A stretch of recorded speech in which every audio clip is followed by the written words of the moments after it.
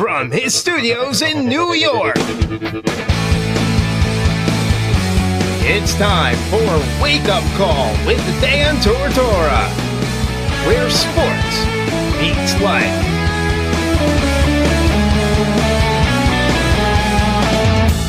Here's your host, Dan Tortora.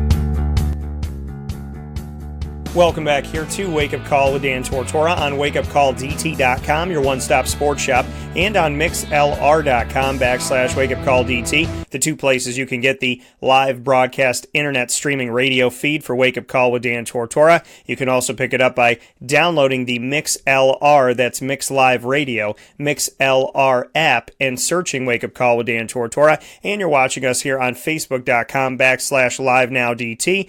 Both of those every Monday through Friday from 9 a.m. to 11 a.m. Eastern Time. Whether you're listening or watching, we appreciate you being here. And we're into that part of this week's broadcast where I get to speak with a trio of Syracuse football players, current players on the team, as they head into their matchup going up against Holy Cross at home with an opportunity to be a winning team for the first time since going 1-0 to start the season on the road at Liberty. I am now here with Sean Riley, wide receiver / kick returner / punt returner of the Syracuse Orange. He'll be first on the list, and then next up will be Moe Neal, running back of the team, and then we'll round out the trio with center and overall offensive lineman Aaron Service. So with that being said, let's get things started with my one-on-one conversation with Sean Riley, the record setter, coming off of setting a career record at Syracuse as the new leader in kickoff return attempts and kickoff return yards following the game up against Western Michigan. A victory for Syracuse in that game as well.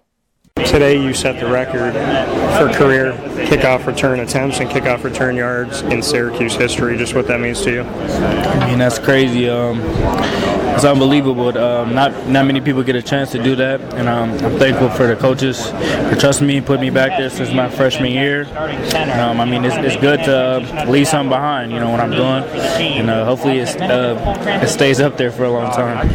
You seem very fearless when you're out there and fielding that ball. I mean, the guy's right next to you, ball comes in hot, and you just kind of look like it's chump change. Right, yeah. I mean, being I guess, smaller guy, I don't like to say that, but I have to show that, you know what I'm saying? And I feel like where I grew up, it was kind of rough, and that taught me to be fearless, You got to, and also be smart, but I like taking advantage of every opportunity, and I like being aggressive, so it's kind of...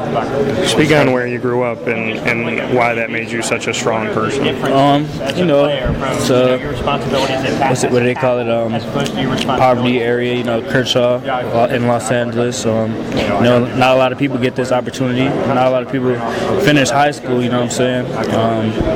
It's just you can go one way or the other. There's a lot of gang violence. You can choose that route, but I chose football, and I stuck with it, and now I'm here, so it's crazy. You and I have spoken about this the last couple of years, seeing you in practice and saying ACC, Special Teams Player of the Year. You have worked your way to not only be at the top at Syracuse to be there for kick return and punt return, but people are looking at it in the ACC and across the country, just what you've been able to do historically, just what you can say about that. I mean, that's amazing. I feel like I've always had that niche for special teams, and I kind of honed in on that, and I took it really serious. Not everybody wants to go back there, and I always wanted to do that, and I mean that's an honor for all those people to watch and give me props and love. You know what I'm saying? But we got more games left, so I got to finish the season. Punt return, kick return, you get involved in also as wide receiver. Do you feel like you're building a resume? I know you got to focus on the team, you got to focus on the season, but do you feel that you're building a resume for the NFL? I mean, of course. Every time you step foot on the field, you build a resume. So I put my laser focus on when I'm back there on punt return. Make sure I see the ball all the way in. You know what I'm saying? Kick return as well. I feel like you definitely every time you step foot on the field, somebody's watching. So you got to do your best. DeVito comes into this game, no interceptions, 4 passing touchdowns, and runs for a touchdown. He hits that big time touchdown run, and before that in the first quarter, he had a 60-yard touchdown or a 60-yard gain on the ground. Just what you can say about his running ability and him playing pretty good football, I would venture to say, in this game. I mean, I feel like he came in this game with a chip on his shoulder. You know, a lot of people say things, and I feel like he saw, you know, he sees everything. He took all that in, and he wanted to prove that that's not him. You know what I'm saying? And he proved that, and he shows what he can do. You know what I'm saying? He's a good quarterback. We got 8 games left, so he's gonna do it all over again next week. How do you feel he's handled all the outside noise? You know, he tunes it out. You know what I'm saying? As best as his ability, and he comes into practice, and then he's being the leader that he should be, and I feel like he's trying to prove everyone wrong. I feel like that was his mentality, if I could speak for him. You're one of the vets that's obviously there offensively. Moe Neal is one of them as well. He comes into this game, starts the game off with a rushing touchdown, ends the game with a rushing touchdown, kind of bookends it. Just what you could say about some of those guys that have been here like you have throughout all of the ups and downs. I mean, I feel like we need guys like that to step up and make plays. The guys who need to make plays got to make those plays. And you know, Moe Neal, every time he touches the ball, he can score. And he gave us an opportunity to win tonight. And I'm excited, you know, for everyone. You know what I'm saying? And it was a good win. You get back to 500 at 2-2. What did you feel coming off of that Clemson game? Because it didn't look like Clemson played perfect football. It looked like there were some mistakes made on your side as a team where the game could have been a lot closer. Did you feel that as well, that maybe that one got away? You know, most definitely. I feel like we trained off season for that game. I felt like they were giving us a lot of opportunities to win the game. I would say Clemson didn't win that game, and we lost that game, in my opinion. But you know what I'm saying? You got to move on. You know what I'm saying? And now we got an opportunity to win the rest of these games, like I heard Coach Baber said, and have a better season than we had last year. Justin Lustig, I hear so much about guys that are on the team as well as recruits talking about how much they love him and just what he does as a leader and just his personality. What can you say about Coach? I mean, I love Coach Lustig. He brings a lot of energy to the team. I feel like he's the best special teams coach in the nation, and he just knows how to get guys going and want to do something, you know what I'm saying, especially on special teams. And everybody loves him, and I love him. I'm happy we got him. Coach Babers, what's his message after you guys get to 2-2? Like I said, win the rest. Moderation, a good game today, and go undefeated at home the rest of the way out. That's what he wants to do. For you to kind of bring it full circle, to have that history of most kickoff return attempts and then kickoff return yards, just for you to know about Syracuse's history and a lot of those wide receivers that were back there accepting punts and kickoffs. I mean, you're on a long list of guys, but now you're at the top of that. I mean, that's crazy. I know Syracuse has a long list of guys, like you said, and then a lot of history. And now I'm a part of that, and it's crazy, honestly, to think. I haven't really even taken it all in, but I mean, it's crazy. That's all I can really say. Over 2,200 kickoff return yards. Crazy. That's crazy. Then let me get one more. Crazy. And does that sit with you for a little bit? I mean, it felt like it went so fast. I mean, it's just, that's a lot of yards. Now, you colored your hair. Is it still? My lady went out of town, you know, but oh, okay. It's not orange right now. So what are you doing? Are you bringing it back orange or no? Yeah, most definitely. I just felt like it was a way to show my school spirit, you know what I'm saying? And I don't know. I just felt like that's something I wanted to do. I like that coming from Sean Riley. I was like, you colored your hair orange? He's like, yeah, my lady went out of town. So I was like, all right, well, so you're going out of town again? We're going to make it happen again? So Sean Riley, awesome guy. As you heard us talk about in that conversation, I had made the statement to him that, you know, him and I had talked about last year during practice. He was walking off the field, and I looked at him and I said, ACC Special Teams Player of the Year, and he was like, that's what I'm working for. You know it. And I look at him now, and over 100 kickoff return attempts. When he hit 107, set the record. Over 100 kickoff return attempts at Syracuse, and 2,299 kickoff return yards is when he set the record as well.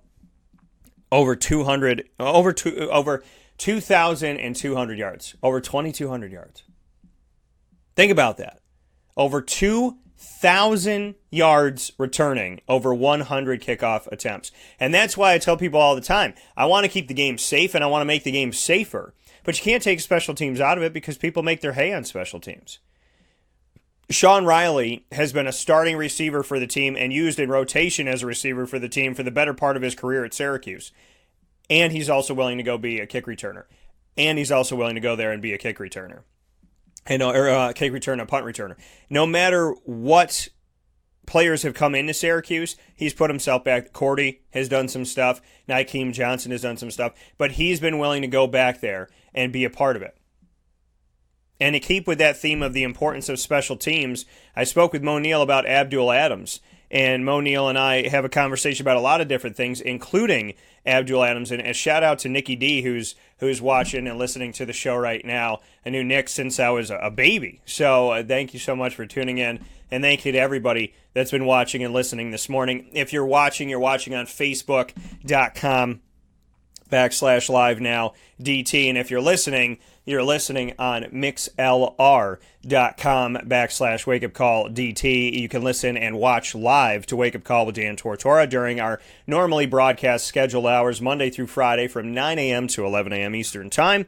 Once the show goes live, you can always feel free to search Wake Up Call with Dan Tortora on Stitcher, Spotify, MixLR, because they have an archive as well to the live feed, TuneIn, Podbean, the RSS feed, YouTube, and iTunes podcast. So make sure that you connect yourself to Wake Up Call with Dan Tortora.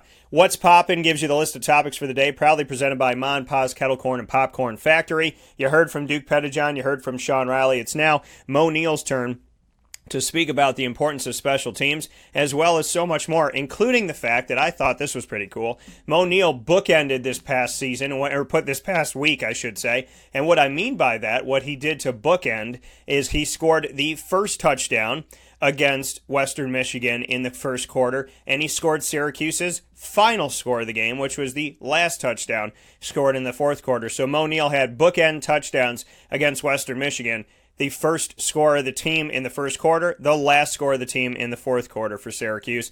And with that being said, we hop into my conversation with Moe Neal right here, where sports meets life, on Wake Up Call with Dan Tortora. Well, just what you can say about the rushing attack, just your thoughts. I mean, well, I kind of want to start with you bookended it in the last game. You got the first touchdown, the last touchdown, just what that meant to you. It meant a lot. I mean, I felt like we opened up as a run game, got it going a little bit. You know, it was great to see. And, we just got to keep going forward from here. Tommy showed that he's got some legs from the outside looking in. People didn't expect that, but Coach said we always knew he could run. It's just picking those spots. Just what you can say about the runs that he had in the last game. Exactly. We knew Tommy could run well too. We knew he was going to surprise a lot of people once he got the opportunity, and I felt like he did that, and caught a lot of people off guard. But it helps when your quarterback can be mobile like that, and it's great to see. The play fake he was able to do pretty well, and utilize that on his own runs as well as the shovel pass to Aaron Hackett. Just what you could say about that play and the multiple kind of pieces to it. Yeah, I mean that play was designed, and he has multiple options on that. He could pitch it out to the running back, or he's dump it inside the Hackett like he did, and he made the right read, and plays like that, once you can capitalize, and you got so many different weapons around you, it makes plays like that great. The muffed punt that was recovered by Abdul Adams, just what you could say about it. I mean, obviously he's in the backfield with you, but also willing to go on special teams. Not everybody's willing to do that. Just what you can say about his play there. He's a great player, man. We knew coming in he was a hard worker. We knew he was going to do whatever it takes to help the team win. And, judging by that play, what did he made on Saturday, he's a hard working guy, and he's going to put it out on the line, and we need players like that. What have you taken from him and him from you? Just what you can say about the dynamic. We feed off each other, kind of like how me and Strickland did. We look at each other's game, and we talk to each other, study film. When we roommate together the night before the game, we study tests and stuff like that. So it's always great to be able to have a guy like that in your room, and we can motivate each other. What did he do when he came onto this team as far as deep in that backfield? Just what you can say about that. He did a lot. I mean, obviously, I feel like Abdul is a great all-around back. He blocks well, he can catch out the backfield. He runs the ball real well. So he was all-around back, and that's what he brought to the table here, and it elevated everybody else's game. They've used you as an H-back, as somewhat of a wide receiver, as a traditional running back. Just what you can say, being a senior and being in those multiple different places and different offenses as you step forward. I mean, it's great. I always try to prime myself to be every down back. That's the one thing I've been working on since since I got here is working on all aspects of my game. So, it feels good to, be that back that does multiple things for the offense. Lastly, from me, 2-2, just what you can say, you have an opportunity to get on the winning side of things again, just where the team's at and how you would describe the locker room moving forward. The locker room, everybody's hungry. We know we still got a lot of work to do. We know who we playing this week. It's FCS school, but we know we have to prepare. Like we playing Clemson or an ACC school. We got to get better at what we do. So it's just a big thing. Is just staying focused and everybody buying in. Big words coming from Moe Neal after that, saying, "Listen, we got to prepare like it's Clemson. It's an FCS school. Holy Cross, the Crusaders are coming in from the Patriot League. Doesn't matter. You got to play your toughest game. You got to give it all right there. And that's the thing is you want to go hard. And they talk about if you're winning by a lot, do you want to run the score up and this, that, and the other? And that's not what I'm talking about. I'm talking about the fact that you want to go 110%.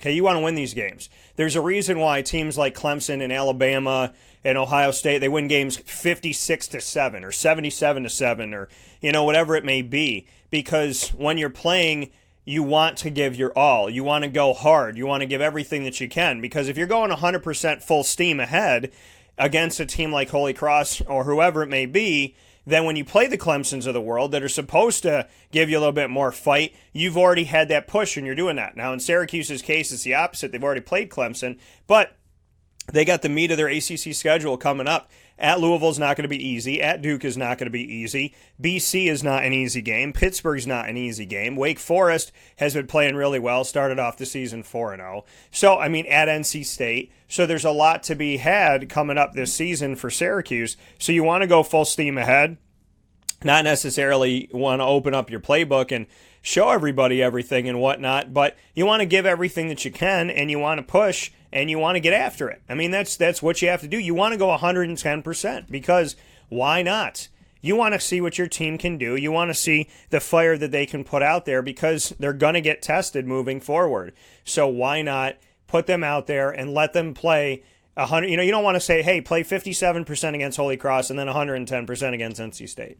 You can't do that. You want to play 110% every single week, no matter who you're playing against. That's why I like that Mo said, listen, we're preparing like we're playing Clemson. That's how we look at Holy Cross. That's how we look at anybody. We got to go out there, give our all, give our best effort, and push, because that's how you win games. And that's how you grow as a team. You don't grow as a team by going, okay, well, we're going to be vanilla and do this, that, and the other, and then we'll care next week. No, that's how you get beat. So you got to go out there and give your all and give your best. And Syracuse could be a winning team after this weekend at 3-2. I know they're fighting for that. They're fighting for a bowl. They're fighting every game, every time, and they're fighting for each other.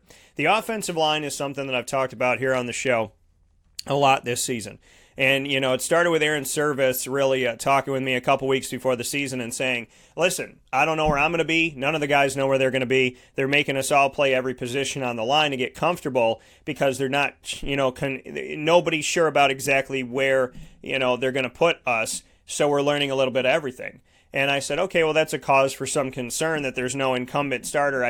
Obviously, Evan Adams at one of the guard positions. But, you look at this and say, okay, there isn't a clear cut who's going to be where. So if that's not happening, then maybe the staff, is in a place where they don't feel 100% positive about any of these guys where they may be, which is a cause for some concern. And if they're going to be rotating and moving around, that means that there's not, full chemistry, or it's not all set. And if you don't know, your place setting for each of this, then this could be a difficult table. You know what I mean? And so the first couple games this season were difficult and showed that this offensive line is trying to find its footing with Ryan Alexander, who transferred in, as well as Carlos Vettorello, who had never played a collegiate down as a redshirt freshman, and then Evan Adams and Aaron Service coming back, but Sam Heckel having a rare disease, and sometimes he's out there playing, sometimes he's not. Dakota Davis and Patrick Davis looking to make a name for themselves on this line, so it was going to take time, and it was going to be something that I circled with the linebacker core and the quarterback situation and said, these are the areas that I think Syracuse, you really got to look at to see how successful the team's going to be this season. It's not a knock. It's not a negative. It's the truth. The offensive line took about 4 to 5 years to build. A lot of those, there had been changes that had come, and we look at the people that are no longer on the line and say, okay, well, with this change, Aaron Service has been a tackle. Aaron Service has been the center. Where is he going to be? Evan Adams he knows how to be a guard on the team, but he's moving from the right side to the left side. Patrick Davis and Dakota Davis, what are they going to bring to the table here? What's Ryan Alexander going to bring coming onto the team? What's Carlos Vettorello going to do with, him not only playing for the first time ever collegiately, but being a starter? So, all of those questions have to be answered as the season goes on. And those questions come with chemistry, and those questions come with, kind of building together and learning together. And through these first 4 games, there's been some ups and downs as you build and you learn together. There's building blocks to everything.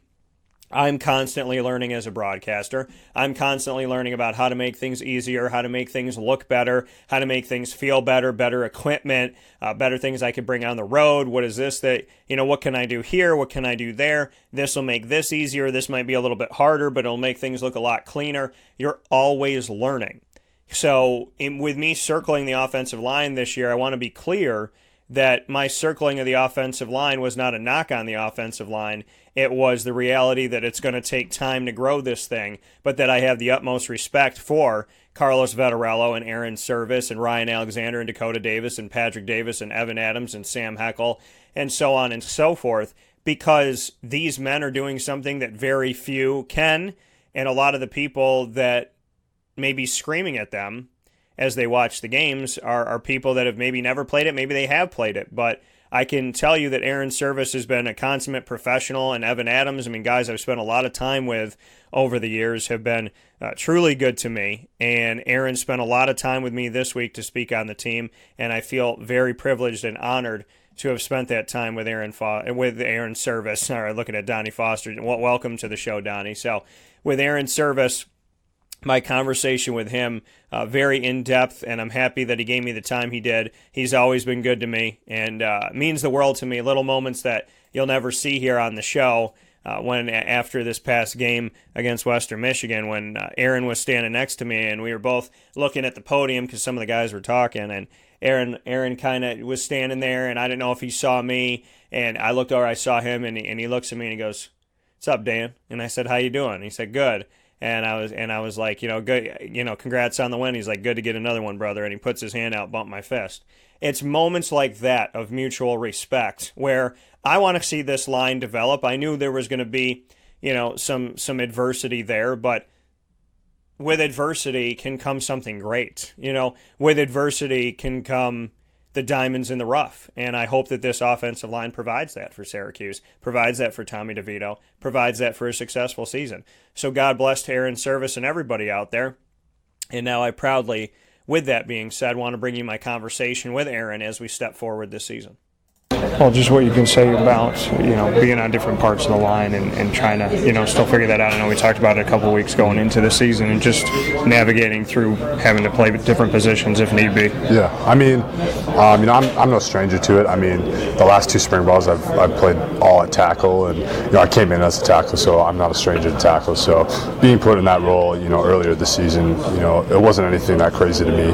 And then obviously going back to center, I've been playing center the last 2 years, so I'm really comfortable in that position. So, going back and forth between those two, it hasn't been too difficult for me. When you look at this line trying to kind of find itself, Ryan Alexander had to come out and got hurt in this last game. Obviously, Sam Heckel, hasn't been able to be out there for you guys. Trying to bring a guy in like Carlos Vettorello, and then having guys like Patrick Davis and Dakota Davis coming back this year, and Evan Adams being a vet like yourself. Just what you can say about maybe the makeup of this line. Yeah, I think we've got a really, unique line in the way that we train. Coach Cav really talks about versatility, especially, in spring ball and things like that. And even in camp, we were kind of shuffling around trying to see, what guy fits best where and things of that nature. So from that aspect, with people getting injured, going down, whatever, I think it's been really good that we've kind of trained that way, so we're able to go in at multiple different spots and play different positions and things like that. Even though Sam hasn't been able to go out there, just what you could say about when you sit in the film room, does he give you any pointers at the center position? Yeah, absolutely. He's a really smart guy, and him and I know the offense really well. So we're able to have really good conversations and see a lot of things between each other that not everyone might see. When I watch him playing center, I've got tips for him just because I've been playing it for so long, and he's got a different eye than I do, so he's able to give me tips and pointers from that aspect as well. Ryan Alexander transferred in. Carlos Vettorella was a redshirt freshman. What have you seen from them when you go back and look at the film of these first few games? What have they done at the tackle positions, in your opinion? Yeah, Carlos is really young, and Ryan's new to the program, so they're still learning and developing, and I think they've done a lot of growing so far, and I'm really excited to see how that just keeps progressing week after week.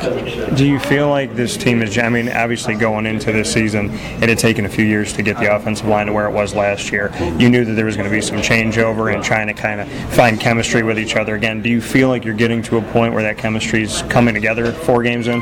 Absolutely. We are 4 weeks in now, and we're kind of expecting that gelling to start happening, and I think it has been.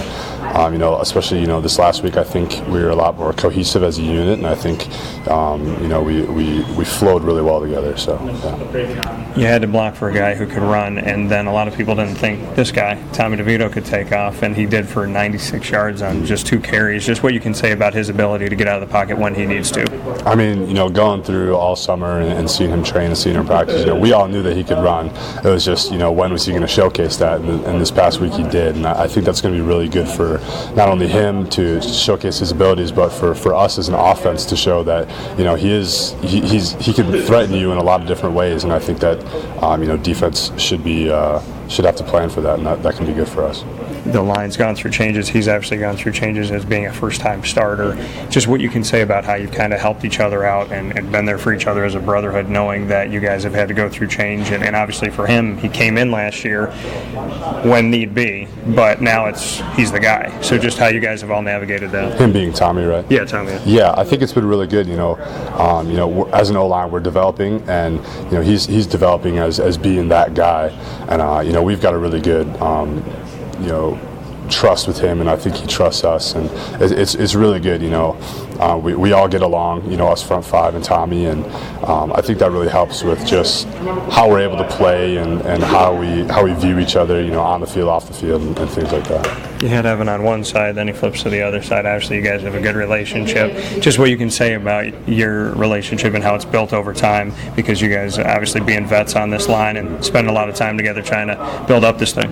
Yeah, early on this year, I kind of talked to him about it. Every snap that I've played in my collegiate career has been right next to Evan, whether it be on his right side, on his left side, at tackle, at center. I've always been next to him, and I think that's really cool that we've had so many games, and I've been able to have the career I've had, duration-wise, with him next to me the whole time. I think we've got a really good chemistry, and we understand each other really well, and that only helps us on the field. Getting your timing down, how comfortable are you 4 games in with Tommy, obviously being at that center position, just what you can say about, timing and mechanics and everything that you've worked on there?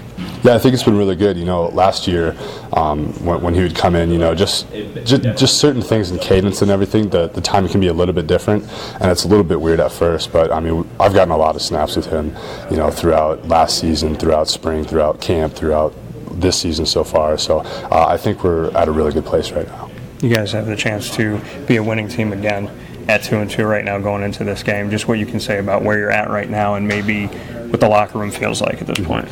Yeah, we definitely didn't have the start to the season that we were hoping for. We just got to keep our chin to our chest and keep going. All the hype around us has kind of fizzled away a little bit. So I think that can be okay. We're really able to lock into football and play our game. There was a lot of talk about losing to Clemson, but Clemson's won 58 games since 2015, only lost to 4 teams. You're one of those 4 teams. So I don't think it was fair that was a litmus test for you guys. Would you agree with that? we know that we can compete with a team of that caliber. Obviously, we've done it in the past. Last year was a really close game up until those last few minutes of the fourth, and then the year before we ended up beating them. So,